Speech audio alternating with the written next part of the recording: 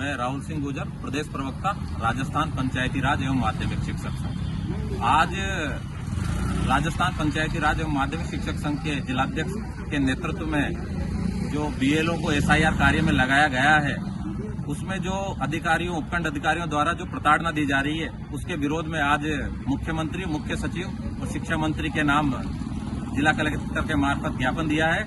हम सरकार से मांग करते हैं कि सरकार एक तरफ तो शिक्षा में नवाचार लाकर 1 अप्रैल से नवीन शैक्षणिक सत्र आरंभ करने की बात कर रही है, जहां विद्यालयों में पाठ्यक्रम अधूरा पड़ा हुआ है, और एक तरफ 20 नवंबर से अर्धवार्षिक परीक्षाएं प्रारंभ होने जा रही है, और इसमें सरकार एक ही विद्यालय से 7-7, 8-8 स्टाफ को एसआईआर के कार्य में लगाई हुई है, जिससे विद्यालयों की शिक्षण व्यवस्था पूर्ण रूपेण चौपट हो गई है। एक तरफ सरकार सरकारी विद्यालयों में शिक्षण कार्य को गुणवत्ता बढ़ाने की बात कर रही है, और एक तरफ इधर वहां से सारे स्टाफ को लगाया हुआ है, और उपखंड अधिकारियों द्वारा जो बीएलओ हैं, इन पर मानसिक प्रताड़ना दी जा रही है, जिसका उदाहरण कल जयपुर में जोटवाड़ा विधानसभा क्षेत्र में जो एक कार्यरत बीएलओ है मनोज कुमार जांगीड़, उसने ट्रेन के आगे सुसाइड कर ली। ये एक शिक्षक समाज के लिए बड़ा दुखदायी विषय है कि इस प्रकार अधिकारियों द्वारा प्रताड़ना दिया जाकर जिससे शिक्षक समुदाय में रोष व्याप्त है, और हम इस घटना का विरोध करते हैं, और हम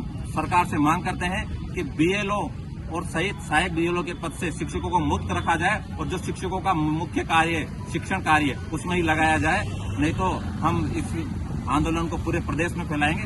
राहुल सिंह गुर्जर, प्रदेश प्रवक्ता, राजस्थान पंचायती राज माध्यमिक शिक्षक। जय हिंद। धन्यवाद राहुल, बहुत अच्छी बात बताई और सारा कुछ बता दिया। मैं तो ये कहना चाहता हूँ कि जो हमारे भाई ने सुसाइड किया है, उसके प्रति गहरी संवेदना, और वही एक अकेली घटना नहीं है। उस घटना से प्रशासन को सबक लेना चाहिए, और अतिशीघ्र ये बीएलओ के पद से और सहायक बीएलओ जो बनाए गए हैं, इसे अध्यापकों को मुक्त करना चाहिए। अगर सरकार नहीं सुनती है तो अगला कदम हमारा बड़ा उठाएंगे हम, और इसके खिलाफ हम आंदोलन करेंगे।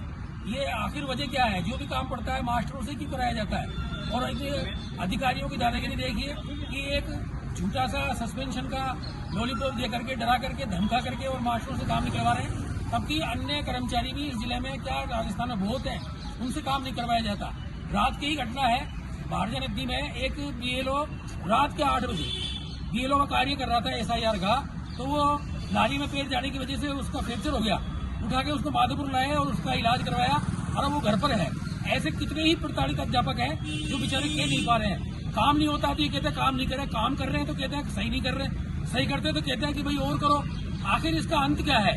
15 साल से हम 3 काम कर सकते हैं, ये है गाइडलाइन कि अगर आपदा है देश में तो अध्यापक काम करेंगे, चुनाव कार्य है 3 दिन का तो अध्यापक कार्य करेंगे, और भी कोई काम चुनाव कार्य 3 दिन होता है। उस 3 दिन के काम के बदले में हमको 15-20 साल से चुनाव कार्य ही करवाया जा रहा है। तो इसका कब तक चलेगा ये शोषण हमारे खिलाफ? ये शोषण को सरकार बंद करे, और एसडीएम साहब जो लगे हुए हैं वो अपनी भाषा में संयम रखें, अपने आप को सुधार लें, अन्यथा हम सभी अध्यापक समान नहीं है। कोई अध्यापक बड़ा कदम भी उठा सकता है, इसलिए सचेत रह करके हम अध्यापकों को समय से ही इससे हटा दें, और एक बीएलओ के साथ 4 सहायक अध्यापक लगा दिए। अब वो अध्यापक स्कूलों में क्या होगा? ताले लगने की संभावना है। एक एसडीएम साहब कहते हैं कि स्कूलों को ताला लगा दो। अरे भाई ताला ही लगा दो ना, फिर हमको 8 या 16 घंटे काम में ले लो, काम कर लेंगे हम।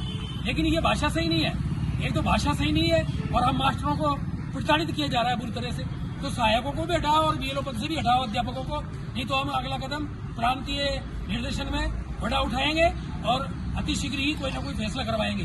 जी, जिला मंत्री, अखिल राजस्थान राज्य कर्मचारी संघ महासंघ, जिला सवाई माधोपुर। आज हमारे शिक्षकों के द्वारा जो बीएलओ के कार्य में हमारे अध्यापक लगाए गए हुए हैं, उनको प्रशासनिक अधिकारियों द्वारा प्रताड़ित किया जा रहा है। गैर शैक्षिक कार्यों से हटाकर जो उनका मूल काम है उनसे हटाकर इन चुनाव जैसे कार्यों में लगाया जा रहा है, जिससे शैक्षणिक कार्य प्रभावित हो रहा है, और हमारा शिक्षक इस जबरन का कार्य से आज प्रताड़ित होकर आत्महत्या करने को मजबूर है।